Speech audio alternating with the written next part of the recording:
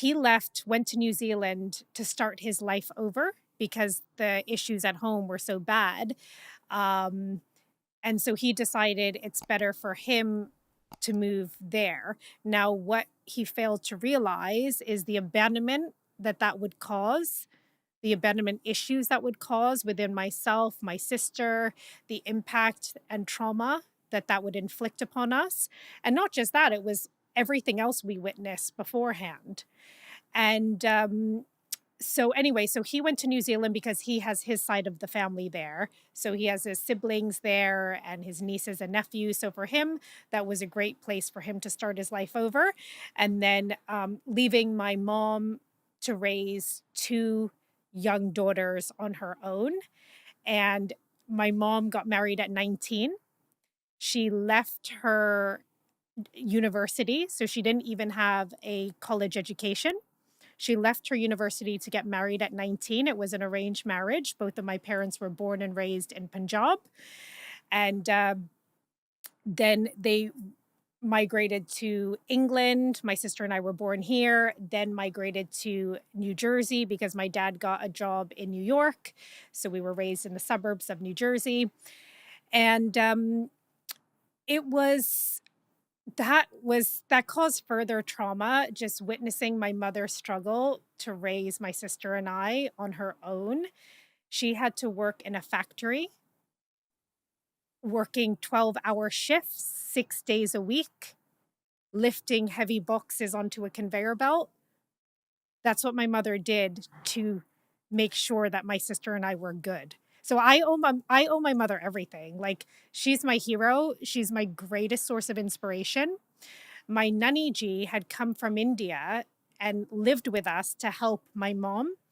Nanny ji, and they're from, like, they have in Punjab, well, in UP, in India, they have like a lot of farmland. They had a lot of, they were very comfortable.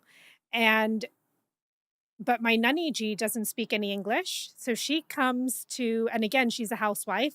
So she comes to New Jersey, lives with us in this small apartment. We used to live in a nice house, like the American home. Then we moved into this small apartment. Nanny ji came and stayed with us. She would go and take, like, be a nanny and help people in their homes to support us, help support my mother and us financially. And the money that she earned from that, she actually my gave that to my mom to buy a car. So my mom could get around herself as well. My mom would make sure that we were in every single dance class. We learned tap, jazz, ballet, contemporary, modern, lyrical, choreography, gymnastics, swimming, diving, skiing, you name it. My mother made sure that we did not miss a single opportunity. She would suffer from severe migraines from the stress and everything. I remember sometimes she'd be dropping me off to a class, one of my, hobbies, one of my dance classes or something. She'd pull over on the side of the road and vomit from the migraine. And I used to suffer from severe migraines as a child too because of the stress. Wow. So this is like, you asked, what was that trauma? What was it? It's very deep rooted, and it's not just, there's a lot more to it as well, but this is just kind of Your dad took no responsibility? um I guess he was in survival mode himself because he lost everything during this process of, separating and moving countries and starting over. So he was in survival mode. He had to start his life over as well. Um, my therapist encouraged me to ask my father, like, why did you leave us? It was so hard. Why did you leave? So thanks to therapy, she encouraged me, and the therapist that I eventually found was somebody who specializes in the issues that I went through. So I always recommend that if somebody is seeking therapy, like, go to someone who really knows that area and who's lived it themselves and overcome it. So she said, have a conversation with your father. This is during the pandemic. We had a video call, she's the one that it's thanks to her, and she's like, "Just ask him. Just like just tell him how you feel and ask him like, this really hurt me. Like, why did you leave? This really wounded and scarred me." And that manifested in many bad relationships with men in my life because of everything that I witnessed, and everything I experienced with my first relationship with a man, which was with my father. So I asked him, and he said that if he didn't leave, he wouldn't be here today. And wow, that gave me goosebumps, and it gave me more compassion and understanding from his perspective. Because, of course, I was seeing things more from my mom and mom's perspective and my perspective. But it was good to know that he did what he needed to do to survive. So he needed to leave for his own mental health and sanity and whatever. But I mean, it's a very, very complex, layered um, situation. It's not nothing is straightforward, right? It's very, very layered. It's very, What does that do to a woman when the strong man in their life who's the breadwinner all of a sudden disappears, gone to a different country? You feel, where's he gone? And you don't see him, mm, and you grow up. What sort of trauma does that cause in terms of you're meeting somebody now? wow. Well, it left a hole in my heart for sure. It left a hole in my heart. I could never fully love. I couldn't love because I had very pure love as a child, and then when he left, it really hardened me, and I just created so many walls to protect myself from never experiencing that kind of pain again, of like the man I loved and looked up to and idolized, my father, leaving me, my sister, and it created I had this void. I felt like I could never love.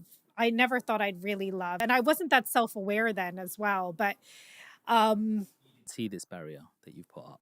I didn't really see it that clearly. I could feel like hardened, but I don't think I could see it that clearly as you do with age. That's another thing that comes with age. It's wisdom, and it's clarity. You have more openness to be self-aware and reflect. So you asked, how did this manifest in my relationships with men? Did they ever say to you that, why are you so, Oh why do yeah. you have a Okay, bad? my sister used to call me the ice queen because I was very icy. I was very closed off in a way. Like, she was still so loving, and like her heart would just like ooze love and warmth and affection, and I just wasn't like that. I just really closed off. So I never wanted to be abandoned again after that experience. So what I would do is I would only ever go for guys that I felt were more invested in me, that were more kind of guys that were absolutely smitten and head over heels for me, where I that's what made me feel safe. They had to love me more because then they wouldn't leave me. If they love me so much, obviously this is very unhealthy. This is not, I do not recommend that at all. This is the wounded, traumatized version of myself that I've now worked on to heal that. But I would only ever go for men where I felt like they had to be so into me and they were never going to leave me. Right. I feel that that balance is wrong, Yeah. because I've always felt that a woman needs to love you, but love a man more. I'm not even going balance. Okay. I've always thought that a woman needs to love a man more than he sort of loves her. Why do you think that? I feel that women are more emotional and they're more connected that way. Men are less emotional. Men don't need a lot. They really don't. They need sort of three sort of basic things. They want their belly full. That makes them happy. They don't want an earful. They don't want to hear like nagging and stuff like that. And yeah, I hope my mom's not watching, but they just want their balls drained, really. And them three things is men are just very simple creatures. And if you've got a woman who's giving you that security, why are you gonna leave? Why are you gonna go with somebody else when you sit down together, you have good food together? She's not doing your head in, so he makes it very simple. I'm gonna go to work, I'm gonna smash the hammer, come home, here's the money, we're all good. And he's satisfied. So why is he gonna need to sort of look anywhere else?